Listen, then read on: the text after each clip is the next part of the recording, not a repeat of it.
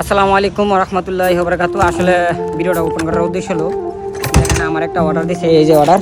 তো অর্ডারটা আমি উঠাইলাম, পিক আপ করলাম। পিক আপ করার পর আমি আপনি ভিডিওটা ওপেন করছি করে আপনারা বলতেছি দেখেন আমরা আগে এভিনিউতে আসতাম, অর্ডার উঠাইতাম, এভিনিউর ভিতরে যাইতাম, তারপরে এই যে এই জায়গায় দেখতেছেন এই জায়গায় আমরা গাড়ি পার্কিং করতাম, ঠিক আছে।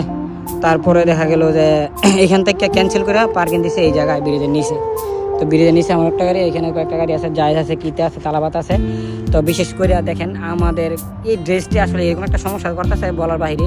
কোম্পানির ড্রেসগুলো হারা অ্যাডভার্টাইজ দেওয়ার জন্য কোম্পানির ড্রেস দেয়, কিন্তু আমরা এইগুলো নিয়ে বিপদ আছি। আমরা যদি আমি এখন কি করছি, ভুলে ভিতরে চলে গেছি, সিকিউরিটি এরকমভাবে আমার বলতেছে যে তুই এখন কেরাইছস, কে লেগেছিস, মনে হইতেছে পারমাণবিক বোমাল হয়ে গেছি বা কোনো কিছু ইয়ে লেগেছে, আমার সিপিএ টিপে সব চেক করা শুরু করছে।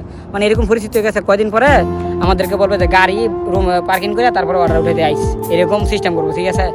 আল্লাহ জানে যে কবে কাস্টমারের কাছে গেলে যে কাস্টমারে কয় যে গাড়ি তুই আমার রুমের থেকে, আমার হাউসের থেকে 1 কিলোমিটার দূরে পার্কিং করে এবার আমার রুম আবি, মানে আমার হাউস আবি খানা ডেলিভারি করার জন্য।